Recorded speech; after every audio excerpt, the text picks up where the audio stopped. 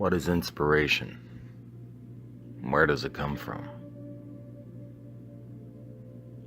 Inspiration is probably the only real myth we have, and has been with us since the dawn of time.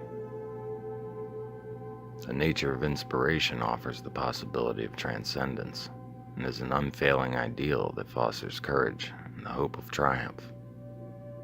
We inherit inspiration from the generations that went before us. Ideals are born out of inspiration and are vital to the human experience and to the world. They represent justice and mercy, truth and honor, courage and sacrifice, romance, altruism, love and faith, glory and triumph, vision and hope, etc. We share these ideals with each other, and out of these ideals and every good and virtuous cause flow our purest motivations. And when we destroy ideals, we also destroy the motivations that we derive from them. And not just that, but also the purest of virtues. Ideals and beliefs are not the same. Ideals are standards of what we deem perfect, and ideals can be corrupted when we use them as defensive excuses that protect us from beliefs that fail. Our beliefs offer us the safety of certainty and sometimes fail because of fear. It isn't a matter of what do you trust more, your ideals or your beliefs, but rather how we get them to walk side by side. We tend to categorize our beliefs into true or false or still pending. Ideals exist as archetypes and icons to reinforce our beliefs, and that creates courage of conviction. Transcendence is derived from a constant that has been with humanity since the dawn of time. It is a certainty that persists wherever we find life. That certainty is inspiration. We live in a world and in a universe of limited observability. Although some of that limitation has diminished, meaning we can peer into the cosmos or explore the microcosmos, it is mostly a limited and linear exploration. We are searching for freedom in an existence of limitation. Inspiration is freedom from limitation into transcendence. Inspiration is our greatest remedy. We crave safety and certainty because we observe a dangerous environment. That danger is the risk of death.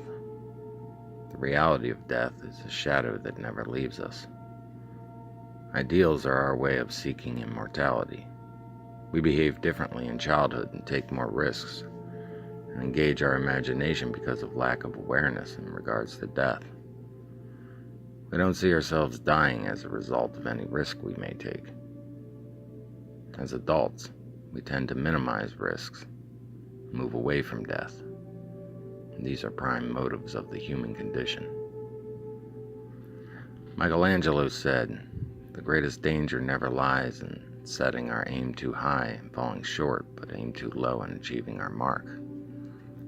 He was talking about an openness to transcendence by way of inspiration as an unfailing ideal that asked, how much more courageous is it to follow after inspiration despite the awareness of the risk associated with finding expiration instead?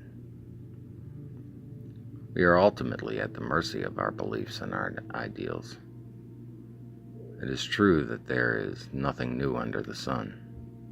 The mechanism of the universe operates the same from birth to death. We create truth around that mechanism, or we are influenced to continue in someone else's truth and form ideals to reinforce a belief.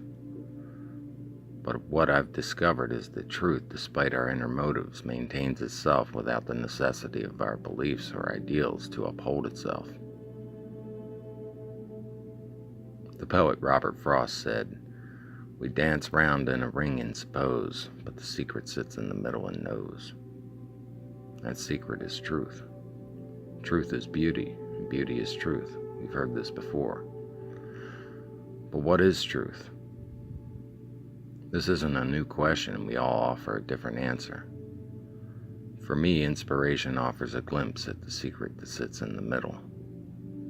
and inspiration may be the only truth that has ever been. Inspiration has been my chief motivation since I was a small boy. What is the nature of inspiration, the breath of life that offers transcendence? Where does inspiration come from? Does it exist somewhere deep within ourselves, or does it come from something external, or both simultaneously? How is it connected to our imagination? Is it outside of our control? May we summon it at will? My belief is that the epiphany follows after openness. Inspiration, as mysterious as it may be, spurs the engines of creation, and human limitation is broken by the freedom that inspiration offers. And it seems like we've reached our full potential. Inspiration is what gives birth to transcending that potential.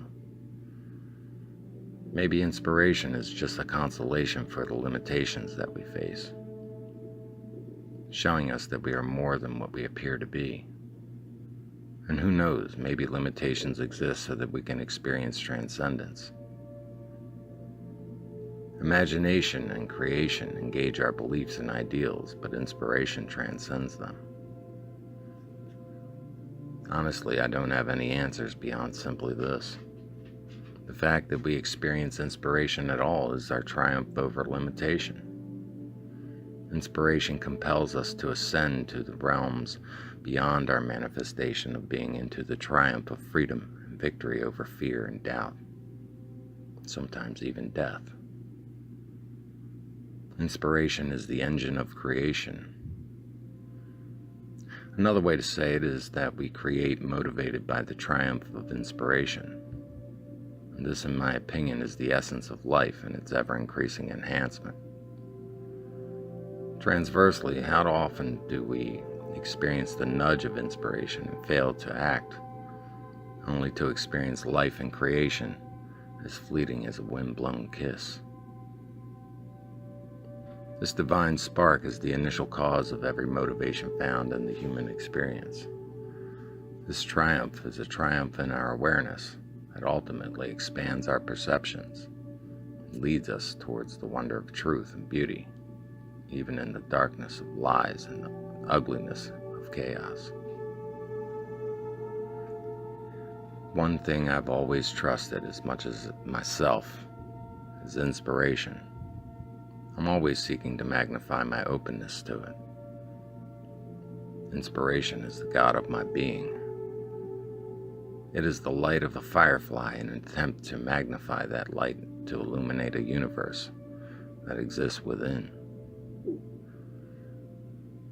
Leonardo da Vinci said, "For once you have tasted flight, you will walk the earth evermore with your eyes turned skywards, for there you have been, and there you long to return."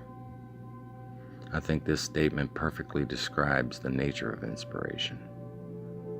When I draw or paint or embrace my imagination and create, it is an attempt to take flight and climb the winds of inspiration and transcend my own mode of existence. Men have always dreamed of flying. I've laughed at some of the attempts they've made, and even my own attempts, but never at the attempt to reach the expectation of triumph and the expression of inspiration. We see the wings fold up and a man falls face first into the ground. You see these hopping umbrella machines or any number of contraptions that were doomed to fail at conception. Then we find ourselves at Kitty Hawk. We hear the story of Icarus and Daedalus and witness the tragedy of loss and the triumph of freedom and how they intertwine. We see the risk and reward of inspiration and transcendence. What never ceases to amaze me is man's unwavering persistence to retain the expectation of triumph. That expectation, though often met with abject failure, is not defeat, but rather triumph, because of how the expectation is reborn in the next attempt. We've all seen the failures of someone or even ourselves as we fall face first into the ground and the dust flying up as a result. But then that slight movement, attempting to get up yet again. And sometimes there's more pain in getting up than falling down at times, and shame can be our undoing in regards to this. We fall out of planes and the parachute fails. The expectation isn't death. Instead, we brace for impact. And we're not unrealistic. We know we're going to break every bone in our body. But our expectation is that we will somehow crawl away and survive it. One of my favorite cartoons as a child was The Roadrunner. In this cartoon, a coyote spends his whole life attempting to catch a roadrunner for a meal. He experiences one failure after another, whether it be falling off of a cliff, or being crushed by a boulder, or blowing himself up, or catapulting himself face first into the ground. As funny as the premise of that cartoon is, no matter how great the coyote's attempt and failure, each new scene began with the same expectation and enthusiasm towards success. I still laugh at that. And admire it. Evel Knievel was a daredevil whose career was prominent in the 1970s. And in his attempts to take flight, he drew thousands of onlookers who, he remarked, gathered to watch him die. He broke every bone in his body over the course of his career and his life, and suffered greatly in old age as a result.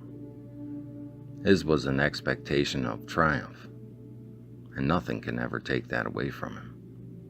This man took enormous risks just to experience transcendence, and he succeeded not only in being motivated by inspiration, but by leaving an inheritance of the same. Life is the place where we experience inspiration, transcendence, and hopefully triumph. It comes with high risks and costs, but the people who truly live their lives will leave a mark of inspiration, transcendence, and triumph. Inspiration offers the ability to transcend and spurs the engines of creation, and that's what we're seeking.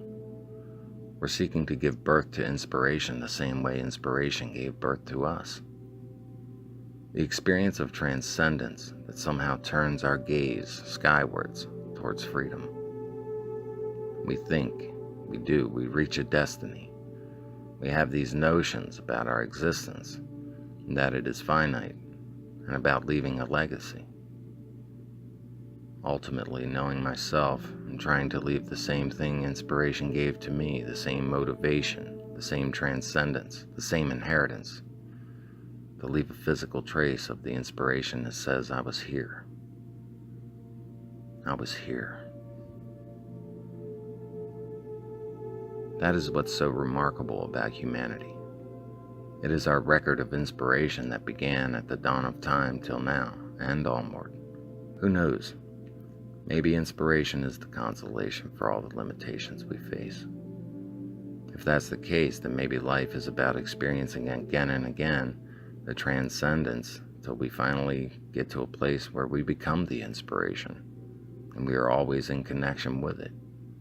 It doesn't come and go or somehow show up unexpectedly, but rather is always present in our being. If it is, I can think of no better destiny to strive towards. So what is our triumph? Our triumph as human beings is that we still look up. We still feel that deep brewing movement of inspiration that calls us skywards.